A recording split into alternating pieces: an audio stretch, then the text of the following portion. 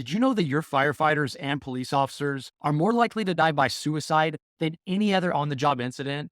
I was almost one of them. 85% of your members have experienced a mental health struggle, and almost half of your members are participating in high risk drug or alcohol use. On top of all of that, this first responder mental health crisis is costing your department a lot of money and setting you up for potential litigation because you do not have adequate prevention measures in place. That's the problem. I'm here to bring you part of the solution. Think about this. It's obvious you want a fire truck there and the sprinklers to be working when your building catches on fire, but it's far preferable to have a good smoke detector and a fire alarm which prevents the incident from taking place in the first place. We bulletproof our police officers' bodies with Kevlar vests. It's time to bulletproof their mental health and their resilience. This is exactly why I created Prepare, Prevent, and Protect with Alevea Mental Health. It's a comprehensive PTSD, suicide, and addiction prevention training module designed specifically for first responders by a first responder. Let me show you a little bit more. Prepare, Prevent, and Protect is an addiction, PTSD, and suicide prevention save our own training, which builds resilience in first responders through mindfulness and emotional fitness practices. The foundation of this program is a comprehensive digital course designed specifically for first responders to minimize and prevent the occurrences of addiction, PTSD, and suicide. The course is self-paced and broken down into 10 modules.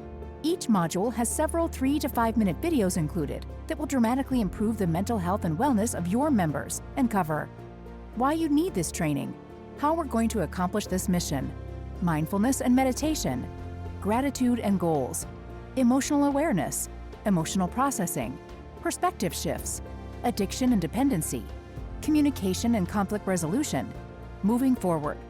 In addition, a PDF ebook and physical training manual with tools, discussion points, and resources are included, as well as a 5-minute daily mental health journal for members and guided mindfulness training exercises designed specifically for first responders.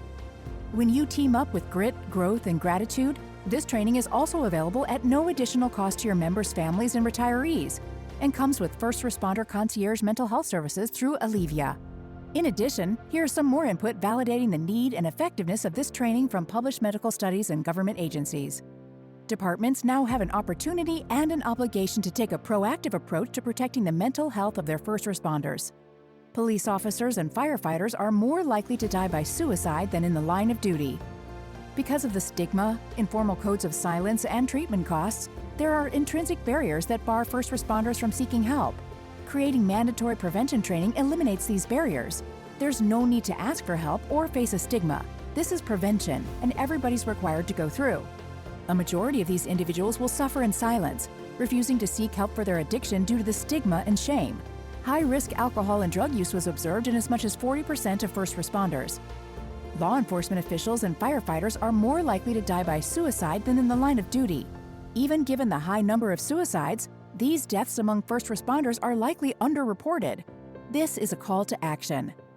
Among first responders, research has demonstrated consistent associations between mindfulness and the reduction of PTSD symptoms, depression symptoms, suicide ideation, and alcohol use, and improved quality of life. And finally, as Benjamin Franklin said, an ounce of prevention is worth a pound of cure. Listen to what paramedic Captain Mike Morris with the Surprise Fire and Medical Department has to say about it. My first day back from 3 months of surgery was an infant code. Man, we pulled up and I could hear the screaming from the truck. I ran inside with the rest of the crew, saw a 2-month-old laying on a dirty floor in the corner with compressions being done. Baby couldn't be any bigger than the size of my palm. I remember standing behind the ambulance, man, watching the ambulance go away, and I just felt numb, man. So we got in the truck, headed back to quarters, and then as I was sitting at my desk, I could feel that my eyebrows were furrowed, my shoulders were heavy, my chest felt tight. I was so angry and sad, man. And due to years of learning and practicing mindfulness and emotionally processing from Joe, I realized immediately, man, I'm in big trouble. So I grabbed my headphones and I headed into the gym. I closed my eyes, began to meditate exactly as Joe had taught me. I gave myself an opportunity to slow down the traffic in my brain and recognize my feelings. As I was able to give my emotions the attention that they were looking for, I was able to process and release the challenging ones, make room for new, healthier feelings. Joe, I'm telling you, I stood up, and my first thought that came to my mind was, I wish I had this training and skill set a long time ago. Thank you so much, Joe, for teaching me the importance of mindfulness and emotional processing. Despite 20 plus years of mayhem, I'm truly as resilient as I've ever been. We are at a critical moment in public safety history, and we cannot afford not to act. The time for prevention is right now. It is so important that our firefighters know how to call a mayday and our officers know how to call for emergency backup, but it's infinitely more important that we work to prevent those situations from occurring as much as humanly possible.